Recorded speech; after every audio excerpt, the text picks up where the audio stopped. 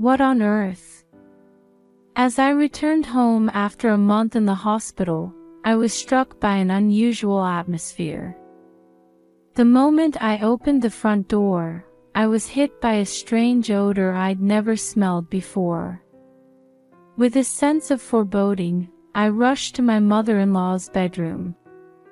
Despite the intense heat wave, the air conditioning was off, turning the room into a sweltering inferno. There, my mother-in-law lay motionless on the bed, in desperate need of care. Mother. Oh no.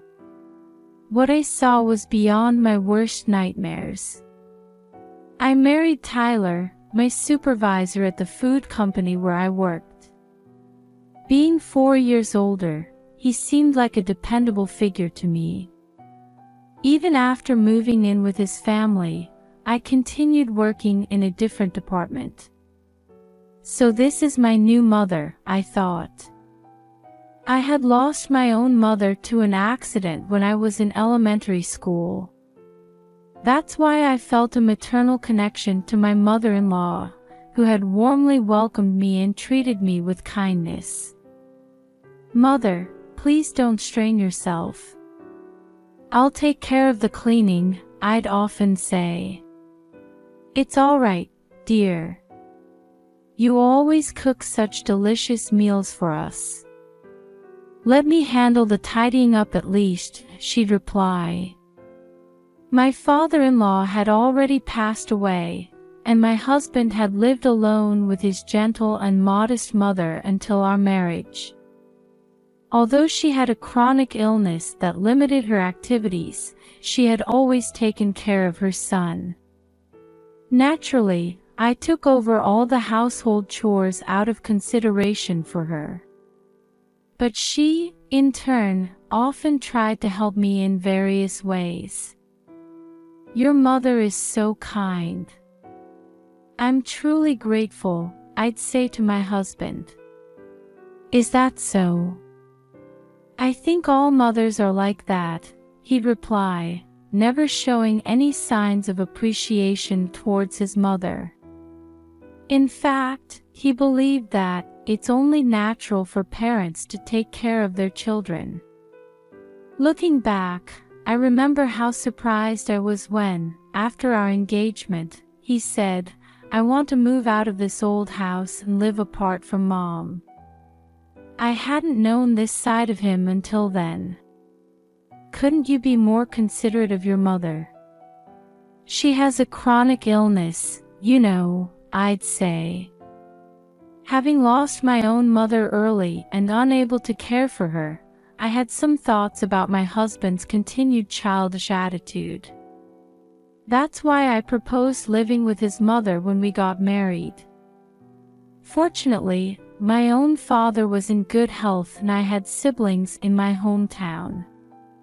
However, this seemed to go against my husband's ideals, and he initially objected to my proposal.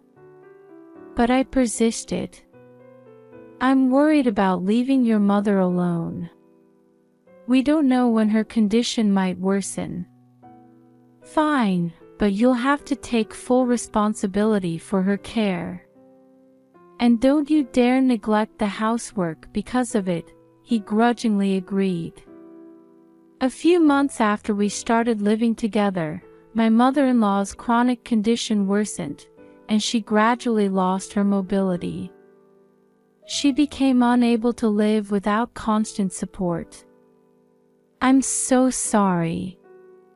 Because of me, you had to quit your job. And now you don't even have time to relax, she'd say. Please don't worry about that. I take after my father and have a strong constitution. I have energy to spare, I'd reassure her. I made the decision to become a full-time housewife to focus on caring for my mother-in-law. It felt like a natural choice for me. After all, I had never minded taking care of others, having been a surrogate mother to my younger siblings at home. More than anything, I wanted to help my mother-in-law, who always had kind words for me. But my husband brought up the promise we'd made when we agreed to live with his mother. I absolutely won't help out. Remember, that's our agreement. This held true even when I was bedridden with illness and couldn't move. While the laundry piled up and I couldn't do the housework, he'd just sit there laughing at something on his phone. I understood that he wanted to rest at home after work, but I had things I wanted to say too. However, if we got into an argument, I knew my mother-in-law would feel guilty, thinking she was the cause of our discord. So I held my tongue and decided to handle everything alone, no matter how difficult it was. But my efforts took their toll, and I found myself in an unexpected predicament. I suddenly fell ill and collapsed while doing housework. I was rushed to the emergency room and had to be hospitalized for surgery. While my condition wasn't life-threatening, I was told I'd need to stay in the hospital for at least a month and a half, including pre-surgery tests and post-operative observation. I can't be away from home for so long. There's someone at home who needs care, I told the doctor, most worried about my mother-in-law. Being proud of my good health, I never imagined I'd end up in the hospital, so I hadn't even considered who would take care of my mother-in-law in my absence. I felt at a loss. But then, something unexpected happened. "Don't worry about Mom. I'll take care of everything," my husband said when he came to see me at the hospital that day. I couldn't help but let out a strange noise of surprise. "What's with that reaction?" "It can't be helped since you're not there," he said, sounding a bit annoyed, but he seemed to be seriously considering the situation in my absence. This was the same husband who had never once tried to help with housework, let alone caregiving, since we got married. I had been prepared to hear something like, "I have work to do. Who's going to take care of Mom? Who's going to cook?" So I was very surprised that he was taking the initiative. "Work has been busy lately with people on maternity leave and such. I won't be able to visit much, but hang in there," he said. "Okay, thank you," I replied. With that, he said he still had work to do, left some extra clothes and daily necessities, and left the hospital room. He really is dependable in times of need, I thought. Despite his gruff manner, just knowing I could rely on him to take care of his mother gave me enough peace of mind. After that, I settled into my hospital stay.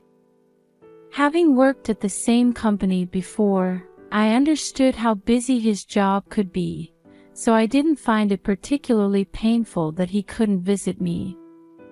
I had completely let my guard down.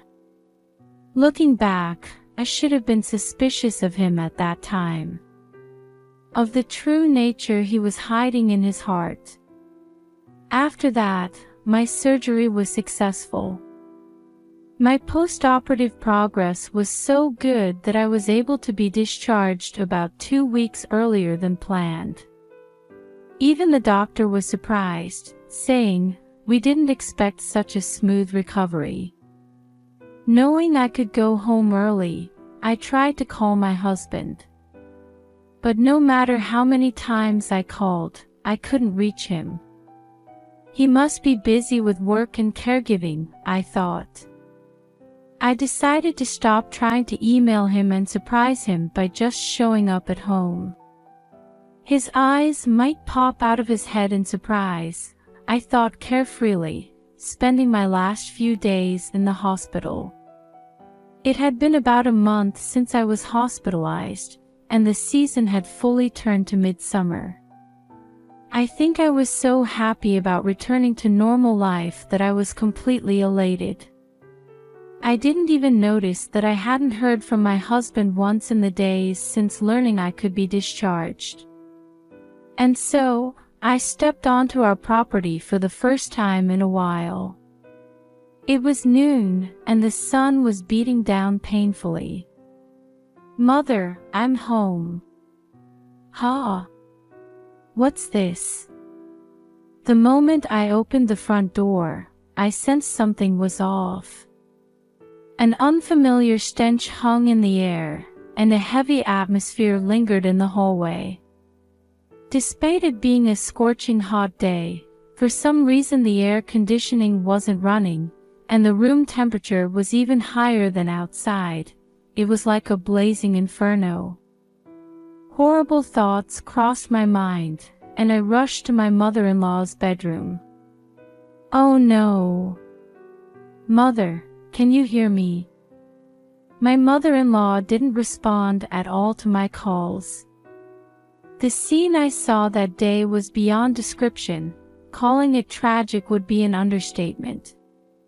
It's become a trauma for me. I finally managed to reach my husband the following night. "What have you been doing? Things are terrible here." Suddenly, an image of my mother-in-law's smiling face when she was healthy flashed in my mind, and I found myself at a loss for words. However, my husband seemed to have no grasp of the situation. "Hey, I can't hear what you're saying at all," he shouted. "Listen calmly. Actually, your mother." "Huh? Mom? She's on a trip with me right now." My husband on the other end of the phone seemed to be drunk, his speech slurred. "She was at home." "What are you talking about? And what trip?" No, I'm on a business trip. I wanted to tell you there's a staff member at the hotel who looks like Mom." My husband's tone suddenly became flustered, and he continued to rattle off a series of incoherent statements.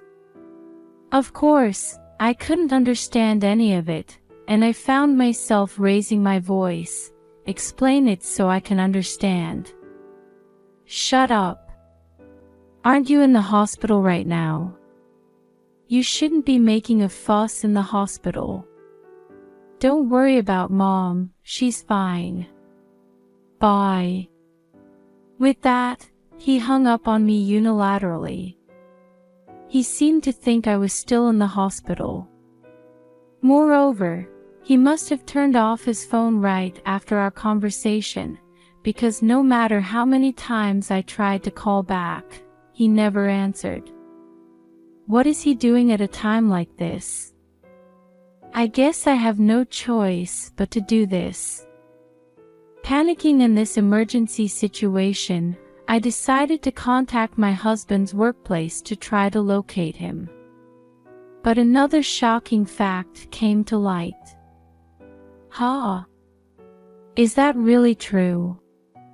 The employee who responded also seemed confused, asking, "You didn't know?" My distrust of my husband grew exponentially. So, I used every means at my disposal to investigate what had happened while I was in the hospital. And I discovered an appalling truth. What happened to, "Don't worry, I'll take care of Mom"? You've got to be kidding me. I might be able to forgive what he did to me, but I absolutely cannot forgive what he did to his mother. I decided to punish my husband for causing his own mother such suffering. After I made that decision, everything proceeded smoothly. Just 5 days after I filed a victim report, the police apprehended my husband, who was thoroughly enjoying his trip, and took him into custody. Apparently, he kept making a fuss about wanting to see either me or his mother, so the exasperated police called me in. Gripping my bag tightly, I entered the police station. "Hey, what's the meaning of this? Why am I under arrest? My husband shouted as soon as I entered the visiting room, glaring at me through the glass. His hair was disheveled and his beard unkempt. He seemed to be under considerable stress. You should calm down. People are watching, I said. As we were under constant police surveillance during the visit, my husband obediently took a deep breath when I prompted him. There must be some mistake, right? What do you mean I failed to fulfill my duty of care for Mom? It means exactly what it sounds like, I sighed. My husband returned a surprised expression. More importantly, you know about your mother now, don't you? What I saw that day was the transformed figure of my mother-in-law. The room was even hotter than outside, and in that heat, she lay motionless in dirty clothes. That scene has been etched into my mind, giving me nightmares for a while. I heard about it from the police officer. It's really depressing, even though I never asked for this. How can you say such a thing? Hey, don't get so angry. Mom's still alive, isn't she? My husband was right. My mother-in-law had barely survived. However, when she was found, she was completely emaciated, her body reduced to skin and bones. When my mother-in-law was rushed to the emergency room, I was confronted quite harshly by the paramedics and doctors, a few minutes later, and it would have been too late. What was the caregiver doing? It must have been that dangerous of a situation. Your mother suffered alone for a long time. I don't know what to say to that. Besides, I hired a helper properly. Only once a week, right? For someone who needs care even to go to the toilet or change clothes, you're saying that fulfills your duty of care. That's right. My husband blurted out without hesitation. For a moment, I felt like I was dealing with an alien. Didn't you think you had done something wrong when the police took you into custody? No, not at all. By the way, who tattled to the police about this family matter? It wasn't you, was it? Yes, it was me. And the one who testified when I filed the victim report was your mother herself. My mother-in-law, after receiving treatment at the hospital, recovered steadily and was able to speak after 2 days. Apparently, you dumped all the caregiving on a helper you hired only once a week, and never came home even once. I heard this story from my mother-in-law. It seems my husband only took care of his mother on the first day when he brought me a change of clothes. He told his mother he was going on a business trip, and left the house the very next day. As a result, my mother-in-law had to spend time alone except for the helper's visiting hours. She managed to move her body somehow, but eventually became unable to move even a step from her bed. Your mother was still worried about you even in that state. She thought it couldn't be helped if it was a business trip. That's right. I was on duty. Or are you saying I should have skipped work? Does your company call taking time off to go on a trip alone with a young woman a business trip? I used to work for the same company, but I didn't know that. When I said this, my husband once again showed a surprised expression. How did you? Did you think I wouldn't find out? You really underestimate me. When I tried to contact my husband's workplace because I wanted to get in touch with him, the employee who responded informed me that my husband had taken about a month of consecutive leave. I was shocked because I hadn't been told anything about his vacation, and my distrust of my husband, who had kept such an important matter secret, increased all at once. So, based on information from a detective and his workplace, I pinpointed his whereabouts and investigated his movements since my hospitalization. It turned out that my husband had applied for leave as soon as my hospitalization was decided. He had hired a caregiver for his mother, perhaps thinking she might pass away while he was gone. If my discharge hadn't been moved up, your mother might have lost her life. As I glared at my husband, he surprisingly showed an exasperated expression. That's why I hired a helper in case of emergency. I'm not at fault. I had heard from my mother-in-law that the caregiver who came to her had done her job properly. The care records were detailed and meticulous, and the caregiver had even contacted my husband for confirmation. However, there was another problem. Did you ignore all her warnings?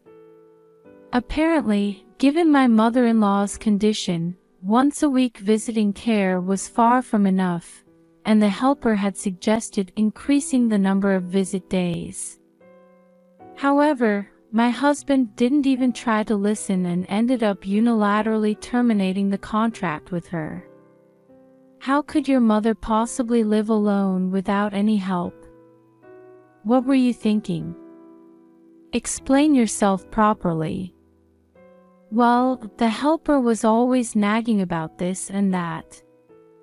And it cost money too. That's not all.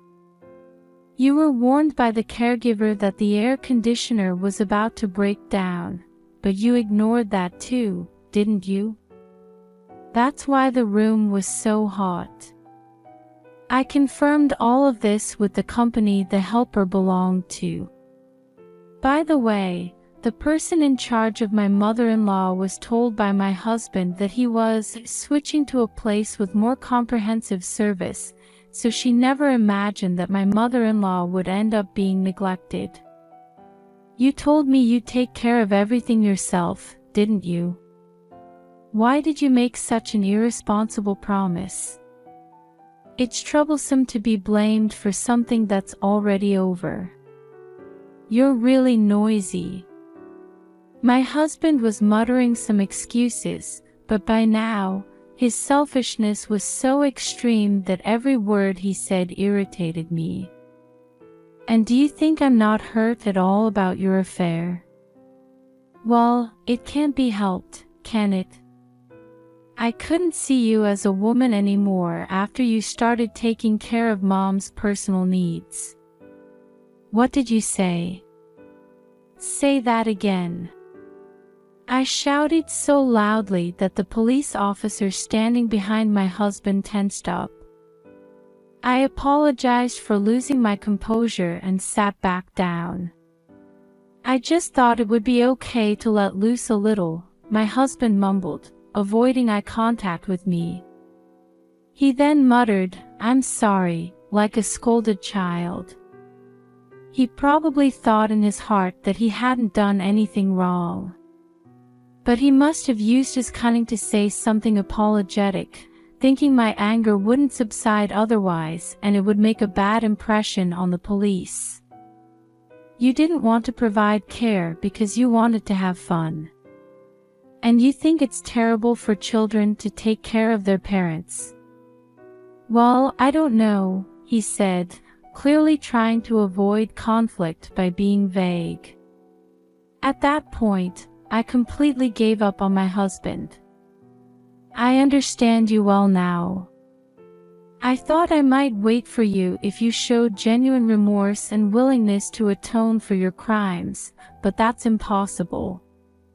Feeling foolish for having even a glimmer of hope, I took out divorce papers from my bag.